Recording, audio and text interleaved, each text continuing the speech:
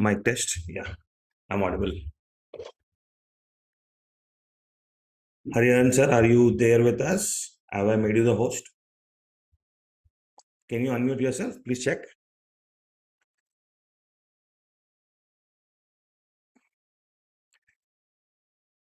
Sir, kindly check. Can you unmute yourself? Ask to unmute. Now I am unmuted, yes. Yes, sir. Okay, you are a co-host. I have given you permission. Welcome, sir. Hello, hi, good morning. Good morning. Welcome, all partners. Sir, even before we jump into the conversation and this thing, I just want guys to introduce everyone. Mr. Hariharan, I think nobody needs an introduction of Hariharan. Everybody has seen him from ages. In fact, a lot of people are seeing me new. Hariharan sir may be seeing me for the first time. Just a brief introduction. I am Kapil Kishore. I head the South region for Prudent. I'm in Prudent from past 18 years. Oh, Handling with different verticals like stockbroking, mutual funds, real estate. Now back to all the products put together. Sir, as a brief introduction of you also, first thing, Hariharan sir has been into the training and development of his access from past 2020. He has a 16 years of experience in the finance industry. He's an author of a book into investments, Money Muni, na sir? Yes, Money Muni. Money Muni. Okay. So I think we have one of the best educated guy from the industry who is with us with access. Sir, even before we start anything, one more NFO, sir. How to sell? Now this become a it is every partner's question they keep on asking. Right. One more sir, one more NFO.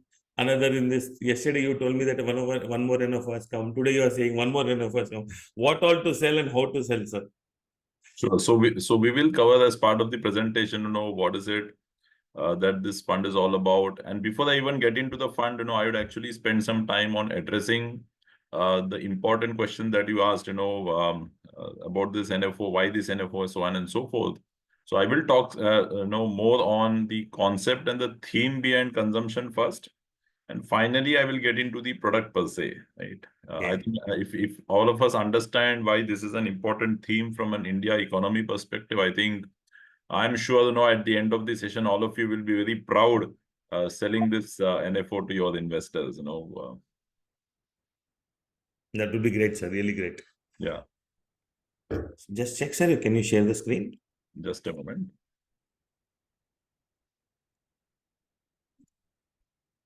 Yeah. Perfect, sir. Let me just make it full screen.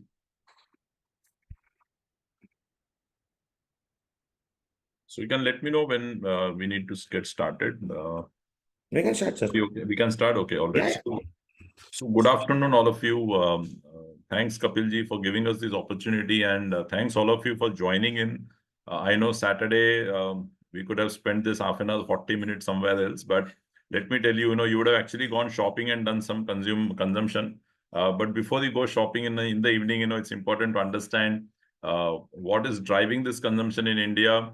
And today and onwards, when you do shopping, you will actually be proud of yourself, that you are contributing to the GDP of the country.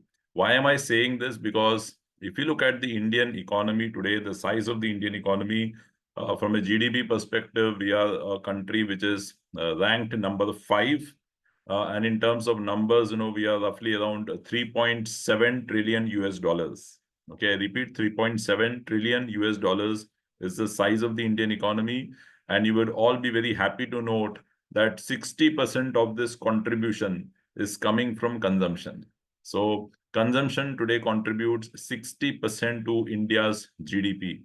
And that is why I said, after this session, when you go and do shopping, you will actually be proud, because what is this consumption about? This is nothing but what products and services you and I consume is getting captured. And that is the biggest contributor to the Indian economy, right? So that as a context, let us understand what is happening as far as consumption is concerned. What are the drivers? What is expected to take this consumption to bigger heights? And therefore, as investors in this fund, how is it that investors can create wealth? Okay. So I will emphasize and talk about 5 or 6 important points. in terms of what is driving the consumption in the country, and I will try and give as much as examples as possible. I will also try and give you a lot of personal examples because I think that helps to get connected in terms of what has transpired in terms of the way you and I consume, goods and services. So if you were to actually look at it, if you were to look at immediately after the independence, right? Independence itself was a struggle. And after this struggle, if you were to think of people at that point in time, what kind of consumption they would have looked at, broadly you'd figure out that it was all about roti kapda and makan. The question in the mind of people at that point in time would have been, where am I going to get that 2 or 3 square meals? Will I get a cloth to cover my body? No, will I have some roof above my head? These were the basic questions that people would have had immediately after independence. And you can therefore imagine the consumption would be very, very limited. It would have been very, very restricted only to the very basic needs of human beings, right? If you move a bit forward to 1980s, 1990s decade, that is when I'm assuming most of us would be young kids. I was a young kid in that decade of 1980 to 1990. And this was the situation with most Indians, what was it like? Again, from a roti kapda makan perspective, the roti or the food was predominantly food that was prepared at home, isn't it? All of us would have consumed food that was prepared only at home. Very few of us would have been lucky to actually go to a restaurant and have a food, in the 1980s and the 1990s. In terms of clothing, most of us, I distinctly remember, we used to only stitch clothes. We did not have the concept of ready-made clothes those days. Branded clothes were very limited, and not many people could have afforded branded clothes. So predominantly, it was about stitching the clothes. And again, from a consumption perspective, most of us would have faced this situation that we had very limited number of shirts and pants or dresses that were given to us by our parents, right? In terms of home, in terms of the makan, if most of us would have lived in a one-room kitchen or a one-bedroom apartment, and the interiors were very simple. You did not have false ceiling those days. You would have the basic tube light. You would have the basic ceiling fan, maybe a transistor or the radio, um, uh, maybe a mixer or the grinder. All of you are from South, so you can relate to this. And very limited things were there inside the house. Sofa, maybe some of us would have had sofa and so on and so forth. Tilings were very simple.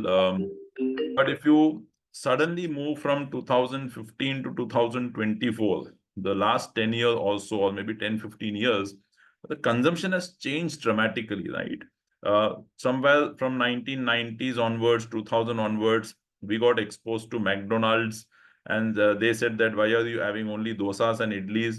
Why don't you try, our burgers? And slowly and steadily, some people in India started trying them out. Then they said, now, why are you eating this roti every day? Why don't you try pizzas? So the concept of pizzas came into the country. Today, as we speak, you have a host of choices in terms of food, isn't it? Through Zomato and Swiggy, you can actually sit at home or from the comfort of your office. Just go to your mobile and order whatever you feel like. Maybe that was not the case 30, 40 years back. I am also a South Indian, so 1990, 80s, 90s, when we were kids, the food that we ate was also South Indian, right? The breakfast, lunch, dinner, everything was South Indian. Because choices were very limited. Maybe our mothers did not even know what are the other things, that can be prepared. But today, you can actually sit at home and order any cuisine that you wish like. For example, my daughter is very fond of Gujarati dishes, 30, 40 years back, I would have been crazy if I have told my mother, prepare some Gujarati dish, right? But today, all of this is available to us. So essentially, consumption in terms of food has changed. In terms of clothing also has changed. Today, most of us would be wearing branded apparels. Footwears would be branded, so on and so forth. And all the major international fashion trends are today available in the country. From a home perspective, things have again changed. We have the concept of false ceilings. interior designers. People spend 20-30% of the property value actually on interior designing. Tube lights have got replaced with smart LEDs. Fans have become smart. TVs have become smart. Mobiles have become smart. So on and so forth. The fittings that we have must be branded and must be of the latest trend. Right? So a lot of things have changed over the last 60-70 years in terms of consumption. Now, the important point to note is that why is this shift happening? And what are the factors that are going to take this consumption forward? So let me explain and spend some time on those 6 points that I talked about. Let me start with those and let me just read them out first. These are the 6 points that I want to discuss. First is the rise in income. Second is favorable demographics. Third is urbanization. Fourth is premiumization. Fifth is digitalization. And sixth is easy credit. Right? So I'll spend some time explaining all of these and share as many relevant examples as possible. So let's start with the per capita income first. And when we talk of per capita income, essentially it's the total income of the country divided by the population, right? But let's make it more personal to understand what has happened. So my father, for the majority part of his working life, used to earn a 3-digit salary, monthly 3-digit salary. And you can imagine a family which had 5 members, 3 children and 2 adults. You have to take care of this 5-member family with a 3-digit monthly income. And you can imagine what kind of consumption we would have done. It was mainly spent on grocery and food items. Clothing was very limited. We had a very clear rule that, you will get 2 sets of uniforms in a year. One dress for Diwali. You have a slipper and a shoe only for school, right? So consumption was very limited. Choices were very limited. Today, by the grace of God, slowly and steadily we started earning. Today we earn, most of us would be earning a 6-digit salary every month, isn't it? Now, the moment the salary increases, what happens is that we go beyond the basic necessities of life. The definition of roti kapda makan changes. It is no longer homemade food. Today, there are so many choices available. In fact, you will not believe every weekend, we order something from Zomato. This was not perhaps possible, when my father was earning that low income. And this must be the case with most of us, isn't it? So as income increases, the tendency is that people start aspiring for more and more things. And I distinctly remember, in our summer vacations, we used to go to South. We used to travel by that sleeper 3-tire, the wooden benches wala coach. Today, by the grace of God, we don't even travel by train, we go by flight. So what I'm trying to say is that as the income increases, the tendency is that people will start accessing and buying those goods and services, which was perhaps a dream at one point in time. So that's the advantage of the rise in per capita income. Okay. Now, if you look at the household income today, and you can actually segment them into 4 categories, a very interesting slide that I want to share with all of you. If you look at the 4 segments, I'll just quickly explain what is the definition of these segments. You have the bottommost category, and please remember this is on the basis of household income, annual household income. The bottommost category is a low income group. And the definition of a low income group is that the annual household income is less than 3 lakh rupees. Okay. The next slab is lower middle, where the annual household income is 3 to 6 lakh rupees. And then we have the upper middle, which is 6 to 30 lakhs. And finally, we have the high income household, which is more than 30 lakhs. Okay, so I quickly repeat, low is less than 3 lakhs, 3 to 6, 6 to 30, and more than 30. Now, what is interesting to note is if you look at the graph here, the maroon color is what is, or the burgundy color is what is the 2015 data. The dark gray color is the 2023 data. Let's ignore the 2031 for the time being because it's a projected number. But let's focus on what are the actual numbers. So in 2015, out of 100 households in India, 52 households were earning an annual income of less than 3 lakhs. Okay. That number in 2023 has come down to 30%. which means 22% of the households have migrated from the bottommost segment to somewhere else. Okay. Now, where has this shift happened? That's important to understand. Logically speaking, this shift should have happened from low to lower middle. But that is not happened. Look at the lower middle numbers. They are by and large constant, 33, 36, 34, hardly any change. But look at the upper middle segment. It was 14% in 2015, that has gone to 31%. So a large amount of that shift has happened from low category to upper middle. So suddenly that household has moved from earning less than 3 lakhs to 6 to 30 lakhs. Now, if that happens, there's a huge amount of money that they start earning and they start spending a lot of money. Sir, but what is the major reason for such a big shift? Yeah, so I'll explain. Very good question. Couple of important reasons that I want to share. Of course, generally speaking, incomes have gone up, but there are two major reasons why this has happened. One is that especially for people who are working in private organizations or corporate life, you would know that there's a lot of these startup cultures that have started picking up in the country over the last few years. Now, because of which a lot of private companies, public companies have started giving ESOPs to a large section of the corporate people. So middle management, top management people in private companies get ESOPs. This is the company shares. Now, all of us know that for the last 3 years, 3.5 years, markets have only been unidirectional. Markets have gone up like anything.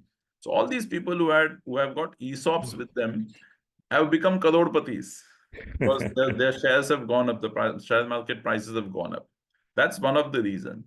The other reason is also that, in India, a lot of development has happened in terms of infrastructure. Now, when that happens, all of us know that the government is constructing national highways, helports, metros, everything, for which land acquisition is being done aggressively by the government. Now, if I imagine I am owning a small piece of land and there is a highway or a metro that's coming close to my land, government is acquiring my land also, and government has paid about 5 to 10 times of the market price. Now, all those people who have got a piece of land somewhere close to all of these projects that are coming up, again, have got a huge lump sum amount all of a sudden. Now, that sort of explains why there's been a tremendous shift in this segment, where people have started getting a lot of money over the last few years, right? Now, as people get this money, obviously they would want to spend money. So we've seen a lot of people doing extensive travel. I do a lot of travel. I've been traveling non-stop for the last 2.5 years, barring few occasions like Diwali, etc. And to be honest, I travel across the country. I have not seen a single flight which has gone empty. True. And there was some very interesting data I was looking at last year. We had about 154 million passengers who have taken flight. That's a huge amount. 15 crore population that has taken flights. I'm talking of domestic air traffic. So a lot of people have started exploring, especially after the COVID, because for 2 years nobody could travel and do anything. So the revenge spending that has happened, travel, hotels, all of these are booming, like anything. So this sort of explains why, because of rising income, the consumption is going up. It is expected to go up because more and more people will start earning, and therefore that's expected to continue in a big way in the country.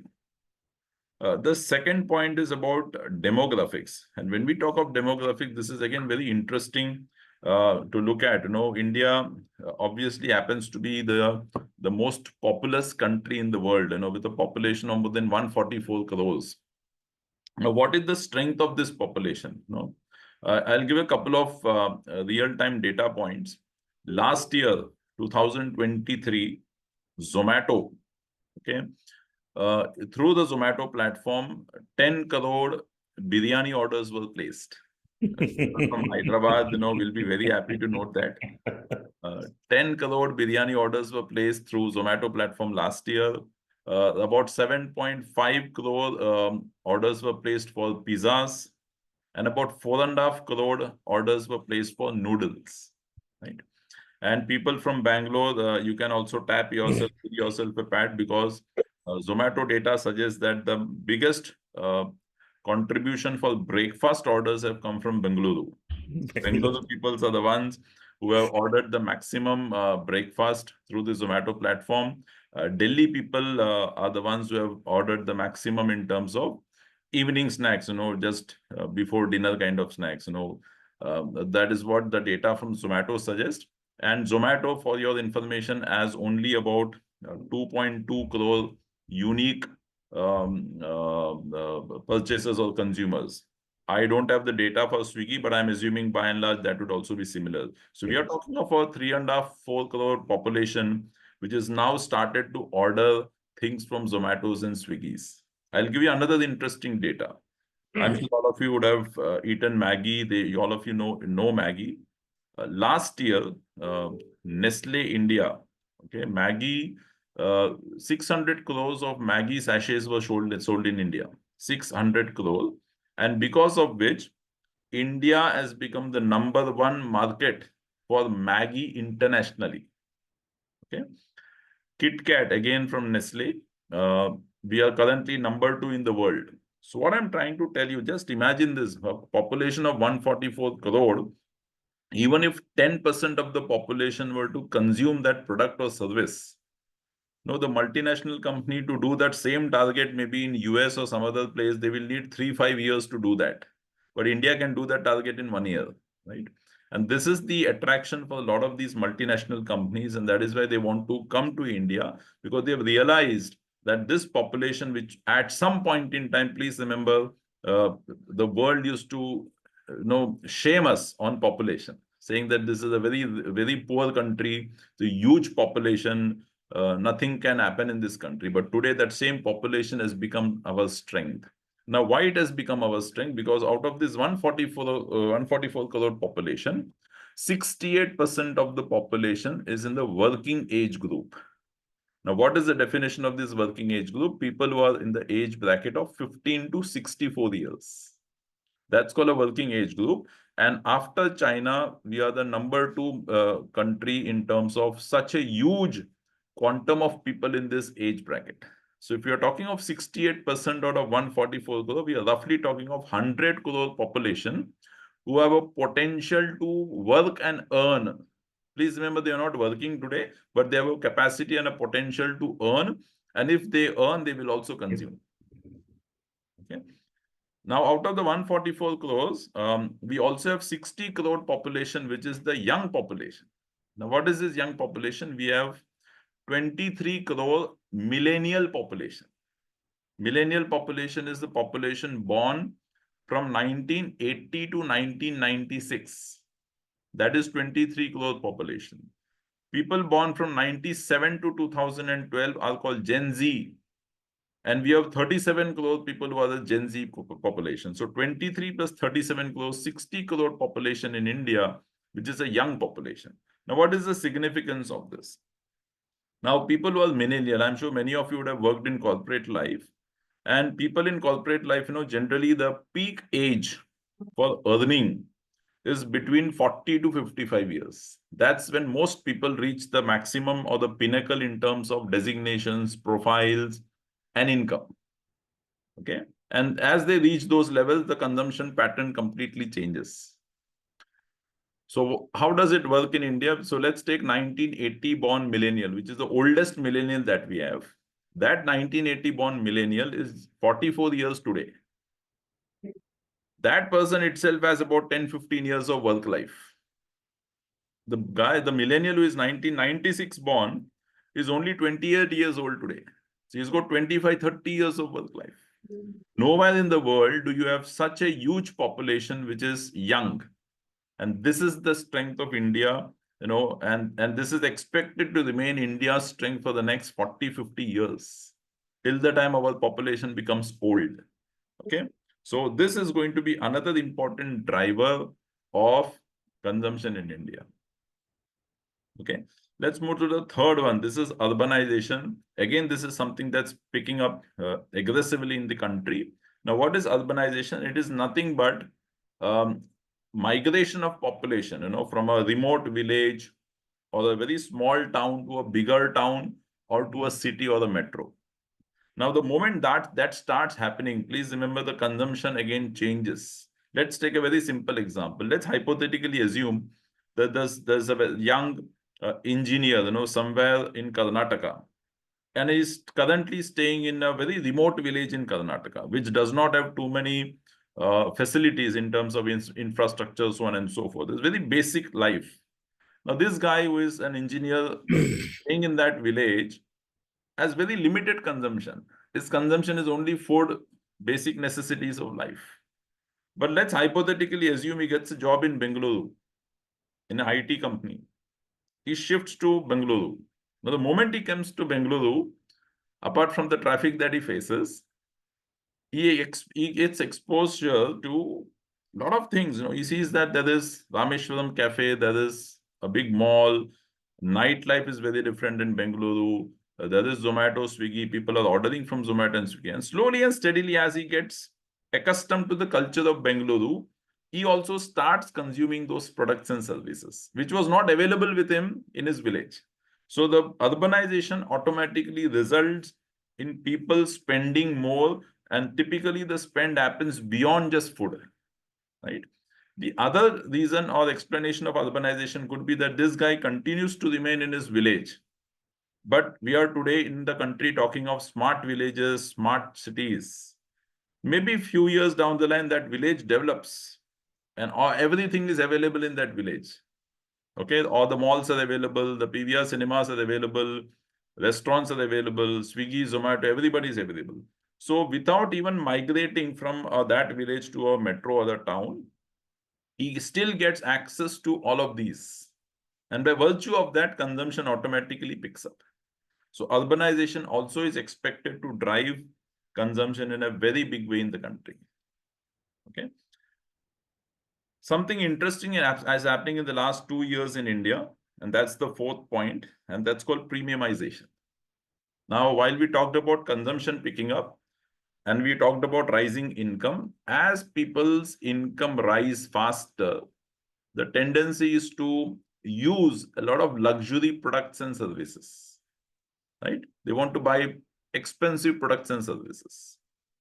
So I'll give you a couple of examples here how it is happening. And please note, this is happening across industries.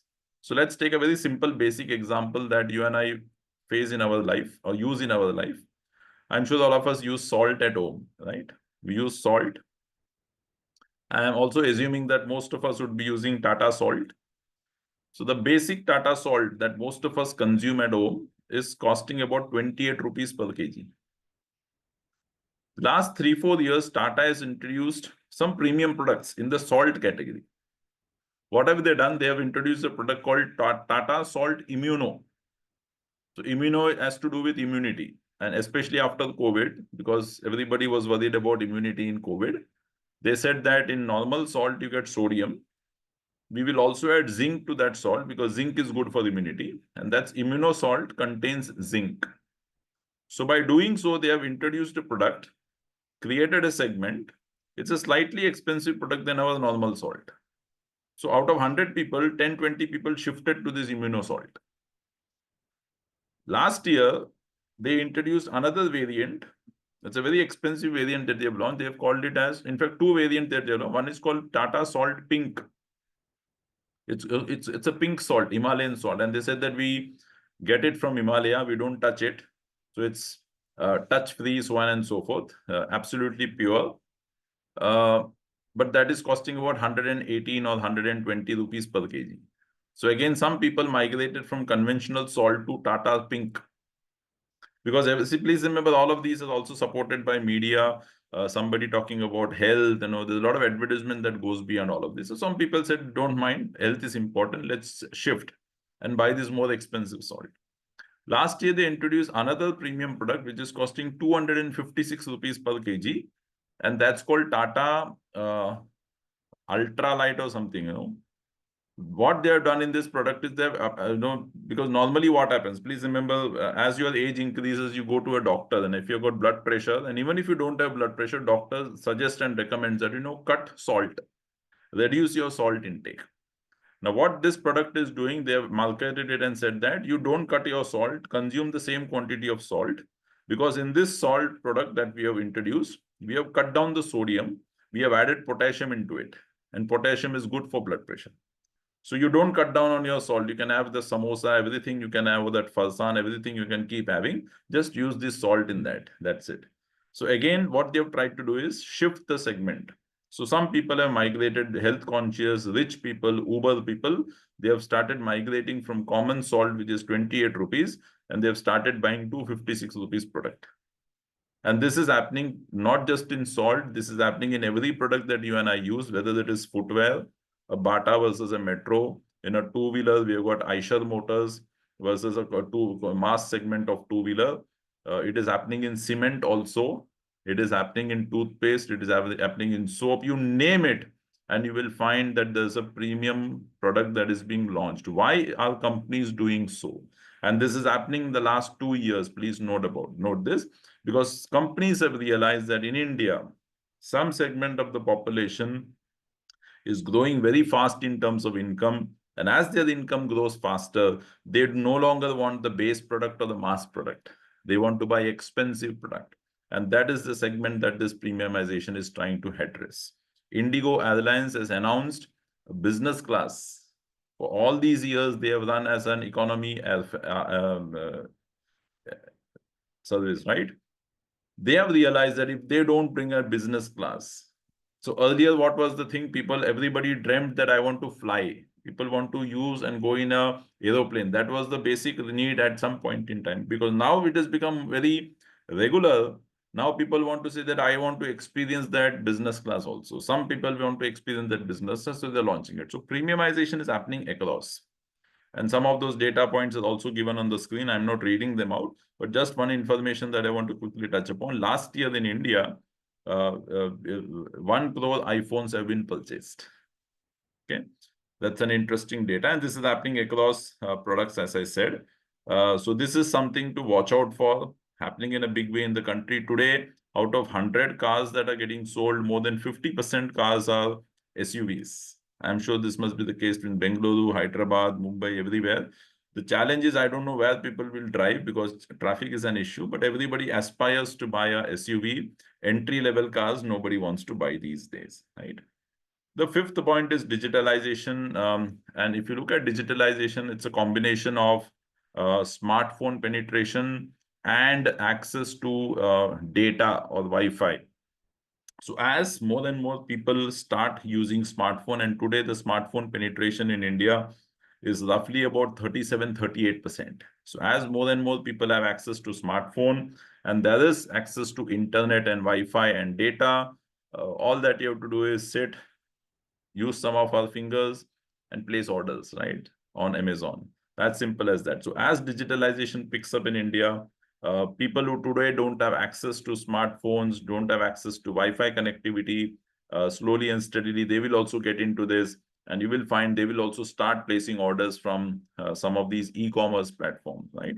So the penetration today is very low in India. It's only about 8%. So there's enough scope for this to pick up in the country. What favors India is the data is very cheap in India as compared to some of the developed economies, right?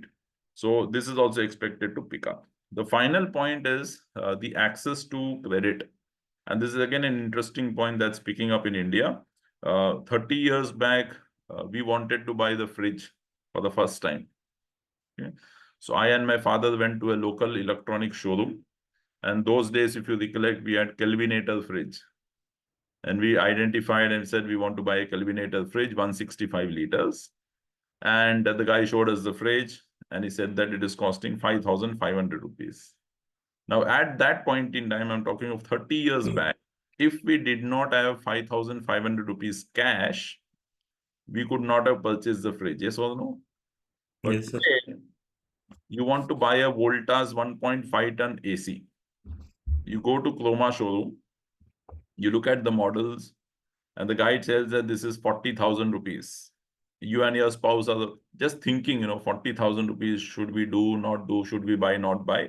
And suddenly the Bajaj Finance guy comes after you and he says that, why are you thinking so much? Buy Zero it, down we'll payment. give it on EMI. Yeah? We'll give it on EMI. So today, this concept of easy credit is picking up in the country. I talked about 1 crore iPhones, which were sold last year. let me tell you, out of that 1 crore iPhone, 70% was sold on EMI. Right? So 20, 30 years back, my father always used to say, don't even buy a property using a home loan. I mean, he was talking of a real estate without loan. But today, even the smallest of the smallest things are available on EMIs. Let me also share something very interesting. Today, we've seen a lot of international travelers, people from India traveling abroad. 90% and above of people of this category who travel outside actually take a loan and go.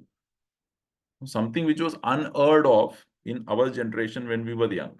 Our parents always used to say, don't spend too much on frivolous items. What is important and required, only spend money there. Loan was considered to be a burden. Today, I mean, it's a fashion today. The people don't ask, how many vehicles you have. People are, how many loans do you have? The more loans you have, more richer you are. Because somewhere down the line, the display of wealth has become very critical in these days, right? So this is expected to again pick up very fast. Everything today you get a loan. The concept of buy now, pay later is picked up in the country. The P2P lending, I'm sure you also sell those products. You know how it works today. So many people are willing to take that, whether it is education, whether it is electronics, you name it, the loan is available for that consumption, right? So this is expected to pick up again very well in the country, because currently we are at very low numbers, right? So if we want to sort of ape the Western people, this is going to pick up very fast. So these were the 6 reasons. I will quickly just recap those. We started and said that incomes are rising. We talked about the population, young population being very, very critical for country. We talked about the migration in terms of urbanization, that is also expected to increase the consumption. We talked about premiumization. It's a trend that is picking the last 2 years. We talked about digitalization, smartphone penetration and internet, and the access to easy credit. So these are 6 reasons which we feel is going to drive consumption in a very, very big way. I will add a few more points, especially because this fund has now come after the budget. So in the budget also, we have got some announcements which are favorable for consumption. So this will also sort of address some of the queries that you will have. Why consumption at this point in time? Why this NFO launch at this point in time from a timing perspective? So 3-4 points that have been favorable. Let me quickly just tell them to you. First is that there has been a 1.5 trillion reform announced for the agriculture sector. Now, please remember, in India, agriculture is an important segment because more than 50% of the population, either directly or indirectly, is connected with agricultural income. And monsoon again is very critical. And we know that for the last 2-3 years, especially the last 2 years, monsoons have been deficient in the country, because of which the crop production has been low, farm income has been low, and because of that, the rural consumption has been very slow, right? This year, monsoon, as we speak, the July data suggests that we are about 6% above the long-term average. And the expectation is that this year and next year, because of the La Nina effect, the monsoons are expected to be good. So that is expected to bring in good crop production. Along with that, the reform of 1.5 trillion for the farmers, both of them are supposed to really boost the rural consumption, which is very relevant and important in the Indian context, something which we did not get in the last 2 years. And if you read the FMCG commentaries, you would see that, slowly and steadily, they are becoming bullish and positive about rural consumption, And you could have also seen the performance of FMCG stocks over the last 2 years. They hardly performed, right? So that's one of the favorable factors that's come out from the budget. Second, very important is for the first time in the budget, we have seen an announcement related to job creation, employment. Again, in the Indian context, these are very, very critical, because huge population also means huge population which is not employed. So to address that, and somewhere the election results have also told the government that this is one area that they can't neglect. So the youth of the country is very important. And from that perspective, for the first time in the budget, they have made some announcement. They have told the top 500 companies of the company in the country to give jobs to 1 crore youth. And while they give the one job to 1 crore youth, they will also have to do some training and skilling for this youth. And the government has said that if you spend money on their skilling and training, you can claim it as a CSR activity, corporate social responsibility activity. And please note that companies are expected to spend 2% of their profits every year on CSR activity. So most of the time they end up going to some village, go to some school and do the painting and show it as a CSR activity. But now that they've got this option available, most of them will use it. In fact, yesterday itself, there was a report which was published that a lot of companies are finding it difficult to consume that 2% CSR spend, right? I think that will help, and that will also help create job. And because job gets created, employment gets created, people will start earning and they will also start spending. So these are two important structural changes which I feel are very, very important from an India consumption perspective, and the employment related one is something which will actually have a multiplier effect in the next few years. Okay, so a couple of important points on the budget front, which is also help the theme of consumption going forward, apart from the 6 points that we have discussed. Now, when we talk of the fund per se, so I'm coming to the fag end of my presentation. We talked about the concept, but let's quickly come and look at the fund. What are we going to do here? If you look at the consumption theme, again, a lot of people feel that consumption is only FMCG, right? But please remember, this is a thematic fund, and the theme has more than 8 sectors. So it's a very broad, fairly diversified theme, in terms of number of sectors. And there are more than 70 industries that are going to get covered. Now, the best way to look at what are these segments and sectors is to look at what you and I consume every day. So every day, first thing that we do in the morning is get up and brush our teeth. So we use toothpaste, we take bath. So we use soap, shampoo, oil. We also have tea or coffee. So all of these are FMCG products. So you're in a way consuming FMCG. Then you get ready to go to office. You wear branded clothes, footwear. So that retail industry is there, apparel industry comes in, footwear industry comes in. All of us have a smartphone. We have a telecom service provider. So you're consuming telecom services.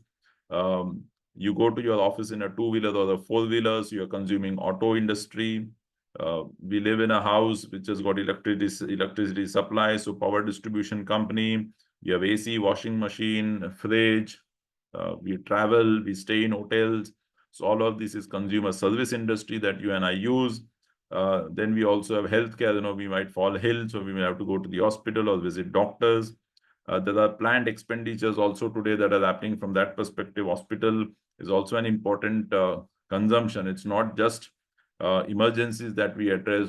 Childbirth, pregnancy, delivery, all of these are planned in a big way. And most people today aspire to deliver in a good hospital, right? So that is also something that relevant people will consume. Then we got reality. So essentially what you and I consume on a regular basis is what the fund is going to invest the money on.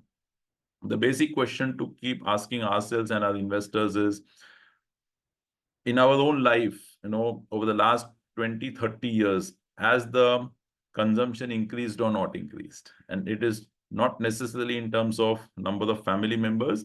It is in terms of number of products and services that you and I are using today. And the next question to ask is, do you think this consumption will go up in the future? If the answer to both the questions are yes, I think this fund ticks the box and says that you need to bet on this segment, and the sector or the theme, which is expected to drive consumption in a big way, and as you do that, your investors will be able to generate a reasonably good performance. One important. Hariharan sir, sorry to interrupt. Can you just go back to that slide of the previous one? This one? Yeah. So basically, to understand, consumption fund is actually not a sectorial fund. Absolutely. It is covering over 8 sectors. So that is one of the major point, I think, which every partner should understand, because the moment it is tagged with one, this thing, the immediate reaction what comes is a sectorial fund. Yeah. So this is basically not a sectorial fund. You can classify it as a multi-sector. It's a thematic fund. The thematic. Yes. And normally it's not just thematic, multi-thematic. Yeah. So the good point, because normally also thematics have very limited number of sectors, but here we are talking of minimum 8 sectors. Okay. And an important point again is that if you look at some of these sectors, for example, FMCG and healthcare is a defensive segment, right? You also have cyclical segments like automobile, consumer services, realty. So you get a mix of these segments. And why this is important again is that uh, because in the economy, you will have upturn, down cycles, up cycles, right? So, and because of which, because you got defensives and cyclicals, the fund manager has a lot of flexibility here, which I will explain in my last slide, as how do we do the active management. But important point to note here is that it has a mix of cyclicals and defensives, right? Okay. And this 34-22%, this is what, sir? This is the construct in the index. So we have got a consumption index. Okay. And in the consumption index, these are the weightages. So FMCG has the maximum weightage, which is 34%. Then we have got auto, consumer, so on and so forth. So will we stick to this percentages, or we might change? We may not necessarily exactly stick to it, but essentially the flow in terms of money will be very similar. So what do I mean by this is that you might actually find FMCG, auto, consumer services having the highest exposure in our fund also. It may not be 34, 22, 14 as it is in the index. It could be 40, it could be 15, so on and so forth. So it is very unlikely that we will take a 10% exposure to reality, Okay. which is anyway just 2% in the index. So, but in terms of the flow, this might be the in terms of priority, if I were to put it, the list would be very similar. Okay. Thank you. Thank you, sir. This is an interesting data that I want to quickly share, before we end the discussion. What we have done here is that we have compared the consumption index, which is the Nifty consumption index, and the Nifty 500 index, which is a broad market index. And this data for the last 17 years, if you actually look at it, out of 17 years, 12 years, the consumption index has delivered better performance as compared to Nifty 500. Importantly, two major corrections that we have seen in the last 17 years, the global financial crisis and the COVID crisis, what we are seeing is that this fund has, the index, which is the consumption index, has fallen lesser as compared to the broad market index. Now, this again is an important point in today's discussion because markets are very expensive. Markets are overheated. There's no doubt about it. And therefore, the worry in the mind of investor is, what if a correction happens? So this data historically suggests that even if a correction were to happen, the consumption index will be better off as compared to the Nifty 500. Okay. So the downside protection is better. The margin of safety is better here, as compared to the broad market. So that also gives us some comfort that even if you were to enter today, markets were to correct, there's no doubt that everybody will fall when the market falls, right? Even if you were to invest the money today in a conventional fund, that is also going to fall. But relatively speaking, consumption seems to be better in terms of the fall. By protecting the fall, that's very important in today's discussion, right, and context. Finally, I talked about active management, which is where it's very, very critical to look at how we are going to manage the fund. And because this has got cyclical and defensives, it's going to be quite actively managed in the sense as based on the economic cycle. So let's assume the economic cycle continues like it is today. We will take more exposure to auto, discretionary, consumer services kind of sectors. Maybe 1 or 2 years down the line, if the economy gets into a slowdown mode, okay, then we will start increasing defensives. So this is where the flexibility is available for the fund manager in this particular theme, because you got both defensives and cyclicals available, which tend to move in opposite directions, right? So that's where active management will happen. Sector rotation will be quite faster in this fund as compared to our conventional equity funds. It is going to be a flexi cap approach. We will invest in large, mid, and small. Typically speaking, the large will be close to about 60%. 40% will be into mid and small. As a fund house, we always have been focusing on quality and growth. That's our investment style. We will continue to do that. And we invest in businesses which are strong, which have got a strong management pedigree, which has got very good business models, which is the bottom-up way of picking up those businesses, which will also happen in this fund. So this is broadly what the Access Consumption Fund is all about. Important point, just to sort of reiterate where I started with, from an Indian economy perspective, I think this is a fund which is a long-term fund. Everybody has heard of Viksit Bharat at 2047, which is 100 years of independence. I think, today already consumption, I said, is contributing 60% to the economy. If India has to move from 5 to number 3 in terms of economy, somewhere down the line, consumption will have to play a very, very big role in that journey. And that is why investors who will invest in this fund will also be able to take part in that India growth story and reap a lot of benefits. So I will stop here, and Kapilji, if there are more questions, we can try and take them. Yes, sir. Thank you for that beautiful presentation. The best part is almost all the partners who have joined from the start, you kept them intact till the end of the session. That's a good Simon. That's the biggest credit any trainer can get. Absolutely. Yeah. Thank you so much. Divya is asking how Access Consumption Fund is different from other consumption fund. Is there any basic difference, sir, from other consumption funds? Very, very good question. So today there are 14 funds that are already available. So how are we going to differentiate? What we are doing is, so when you look at the thematic fund, definition of thematic fund is that minimum 80 rupees has to be invested in the theme. The balance 20% is the fund manager flexibility. Now, what we have decided is, we talked about a point on easy access to credit, that people will buy loans, take EMIs, and do consumption. Now, if that happens and increases, some banks and NBFCs will benefit. So we are going to play that BFSI segment, in that 20%, which currently out of 14 funds that are available, only 1 or 2 funds are using it. Okay, so at least out of the remaining 12, we will be a differentiator.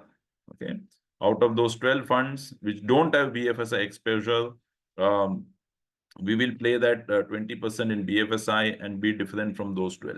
So that's an important point that I want to just highlight. It's a good question, Divya ji. Okay. Sir, Rao sir is asking, can you please repeat something you told on CSR funds usage? Yeah, so what government has said is that, so CSR is corporate social responsibility. So every company is supposed to spend 2% of their profits on such activities. Now, typically, you will find most companies will have that profile of head corporate social responsibility. And his biggest headache or problem every year is, where do I spend that money? So normally they go to some interior locations of the country, do some activities, do some painting in the school, or maybe plant some saplings, plant some trees, so on and so forth. So essentially, they try to do something, to show that they've done something for the society. And that's a headache, because every year, where do you go and do it, right? But what the government has said now, that if you employ those 1 crore youth, give them job opportunities. And one of the things that has come out from the economic survey is that it is not just the job which is an issue. The problem is related to the skill. So for example, I might be qualified. I might have the certification. I might have done a B engineering. But the challenge why people don't get a job is because they don't have the necessary skill, which means that companies who are hiring me will have to train me for those skills. Certificate I've got from my engineering college, but that certification does not make me employable, is what the survey suggests. And therefore, to that extent, government has said that to the top 500 companies of the country, that you hire them, and obviously you'll have to do them some training for them, because they're not job ready today. So whatever training cost you incur, so let's hypothetically assume that the company incurs 10,000 rupees as a training cost on every new joinee who gets employed. So that 10,000 that you have spent on training, you show it as a CSR. So you can, the 2% you are supposed to consume. So this cost, you can show it as a CSR. And because that is now available, many of the companies in the top 500 will want to use it, because this is more easily done as compared to going to some village, figuring out which village to go, because so many, every year you are doing some of the other thing, and so many corporates are doing it. so many things are already covered. So it's just a duplication that they try to do. So from that perspective, this is supposed to help the company also, because they are going to hire somebody who might be staying for longer periods of time and is going to contribute to their business. Great, sir. Akbar is asking, what would be the portfolio composition across the sector? Should be considered as you mentioned in the slide, or it would be So as per the discussion? yeah, as Kapil ji also asked, the actual numbers will come to know only after the portfolio is constructed. But by and large, in terms of priority, you can assume that that might be the sequence. The numbers could be different. I said FMCG may not be 34, it could be 40%, it could be 30%. But the in terms of allocation of money, the priority could be very much similar. So maximum could be in FMCG, followed by auto, followed by consumer services. Okay. Guys, please, if anybody has any questions, they can just ask, put it in the Q&A or raise their hand. I can unmute themselves. I think we are done with the Q&A. Sir, now अभी one सबसे first question जो which I'm going to ask you in the सबसे last. Market क्या लगता है? Very difficult question to answer. But clearly what is happening in the market is something which is unprecedented. When I say unprecedented, please remember that for the last 4 years almost, we have seen the markets go up on a consistent, regular basis. We are not seeing any meaningful correction. Even if there's a fall that happens, next day, 2-3 days, it gets recovered. So this has not happened in the past. Now it's completely liquidity driven. There's a lot of money that is flowing in. And because the money is flowing in so much, the markets are not correcting. Okay. A lot of money flowing into, in terms of mutual funds. We are talking of 23,000 crores of SIP money that's flowing in. That's a huge amount, by the way. And that is not sort of allowing the market to correct. Two, people are talking of an imminent correction. Experts have been talking about it for some time. The regulator is trying to tell people and warn people that, there could be a correction, especially in mid and small. It's more overheated. But investors are not willing to listen, right? I'm sure you face this every day. What is happening, unfortunately, in today's context is experts, analysts, fund managers are a bit cautious. Investors have become very bullish, right? Because they have seen that a lot of money is being made by people in the last 2-3 years, and nobody sort of wants to miss the bus. The fear of missing out is playing on the mind, and everybody wants to cash in. But let's be cautious about it. If not today, at some point in time, markets have to correct. My sense is that a couple of events has to come together to create that fall. Today, what is happening? Isolated events. The fall there's a knee-jerk reaction. Then second, third day, it gets filled up again. The last 2 years, we have seen Russia-Ukraine crisis. When it started, people said it's going to create problem. That has not created. It's now become part of our life. The Israel-Hamas issue.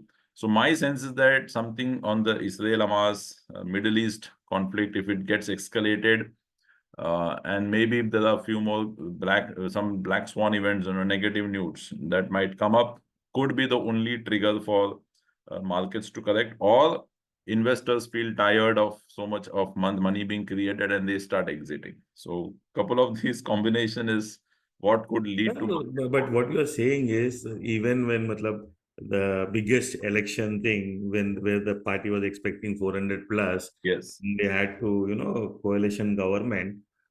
If that couldn't correct the market, I doubt even some small petty wars can correct it anywhere. Yeah. So if you recollect, that day market fell by close to 6%. And in 3 days, it recovered. And it recovered by, I think, almost 8 to 10%. It came up. तो अभी ऐसा हाल हो गया कि आप कुछ भी लेके आओ, हम तो तैयार हैं. So that's the only thing is that if people get bored at some point in time, that ठीक है अभी बहुत हो गया, let us start getting money out, plus with some other external triggers, that could be the only reason which I feel might bring down some correction. But please note, from a medium-term, long-term perspective, Indian economy is absolutely on a very strong footing. There's no doubt about it. And people who come with a long-term horizon can definitely enter the market, right? That's very important. Staggered investment is important. SIP, step ups, all of these become very, very critical. So there's nothing to worry from a medium term, long term perspective. Keep investing as and when there's an opportunity in terms of correction. If you got money, also do a top up. That's what is suggested at this point in time. Akbar is asking what is the view on Axis Manufacturing? Okay, so Axis Manufacturing was our last NFO that we brought. I think the month of November, December, if I'm correct. So today it's one of the best performing manufacturing funds. In fact, just me sort of add this because that will also help me to push this consumption fund to all of you. Manufacturing, when we brought the fund, there were very few funds that were already there in the market. And the NAV of the fund has crossed more than 14.5 if I'm correct. So which means you have given an absolute return of more than 45%. One of the best performing fund in the manufacturing space. Importantly, after we launched the scheme, many companies have now introduced a manufacturing fund. A lot of NFOs have come after that. So that in a way we have been the trendsetter, right? Same. So while consumption already there are 14 companies that are already there. But let me tell you that the AUMs in these companies, 14 companies are very small, barring one fund which has a reasonable amount of AUM. All other funds have very low assets, that they are managing. But let me tell you, this fund that we are launching, the NFO, we are very, very aggressive, and I will be absolutely vocal here in telling this, that this fund is going to be marketed aggressively by a lot of partners and distribution companies, including Axis Bank. And therefore, my request to all Prudent partners is that Axis Bank is going to be absolutely aggressive on this product. We are targeting some record numbers, that has never happened in the consumption space. And we are quite bullish about it. In fact, the NFO started yesterday. Yesterday itself, we have got some very superb start to the entire NFO. So my request is please don't wait till Ganesh Chaturthi and think that I will do a Sri Ganesh on 5th of August. Do a Sri Ganesh right away, because by the time you try to do that, somebody might have poached the customer. Is my request. This is a theme that is, we are not, honestly speaking, I've been doing these road shows for the last 3 weeks non-stop. I've traveled across the country. I have not found a single distributor or partner who has been defensive on this space. Everybody is extremely bullish on this concept. And my sense is that, and we are doing a lot of marketing activities. So there's going to be a lot of push from media also. So my request, please don't wait, pick it up, and you will not face too many challenges in selling the product. Let me also tell you that manufacturing was a slightly tricky product to sell. Consumption, everybody, you and I consume, so all of us know this. Our investors would also agree to what we have discussed. So I don't see any negatives or objections, coming in for consumption. Everybody understands this product. All that I request is be a bit slightly proactive in terms of approaching your clients so that nobody else touches them before you. Great, sir. One last question before we wind up. Any possibility of US getting into recession? Mr. Naga Mahantesh asking. So I recollect, we have been talking about US recession or the possibility of Europe and US getting into recession almost for the last 1.5 to 2 years. Last month again it started, but please remember the data does not seem to support that logic of US getting into recession. So I don't see that happening. And anyways, we are now very clear from the Fed meeting that the interest rates will start getting cut in the month of September. So I think the economy will only, even if there is some doubt, I think that will get cleared, from the month of September onwards as the US Fed cuts rates, which is expected to boost the economy. But please remember, there are mixed data points that are coming through. There's no clear evidence or data to really say that US is getting into a recession. And I don't think so that will happen. Done, Hariharan. Thank you very much for the lovely presentation. Thank you. I hope we'll have more sessions in the near future. Sure. Thank you very much. Thank you all partners. Thank you everyone. Let's start Axis. In fact, just before we wind up, I just wanted to update Hariharan sir. Yesterday on the launch, we logged in 1 crore from Hyderabad, single application. Wonderful. Thank you so much. Sir, Very 2 crores done. Sorry, now what? 2 crores done. super. Very nice. That's great. In fact, I was doing, I did 3 sessions for Prudent Mumbai yesterday. And again, very similar to the kind of, so everyone is bullish. In fact, I don't know it's a timing or what Prudent has decided to do just on the day of the NFO or before. And that also helps, because people have that memory, that's very fresh. But I think, Prudent is very, very aggressive in terms of the fund from a corporate tie-up perspective. I know for the fact that the entire country, Prudent Pan India, is going to be supporting this fund aggressively, right? So thank you so much, all of you. Once again, look forward to your strong support. Thanks, Kapilji, once again for giving us the opportunity. Thank you, sir. Let's make a success party after the launch. Absolutely. That's it. Thank Bye-bye. you. Thank you, all of you. Bye-bye.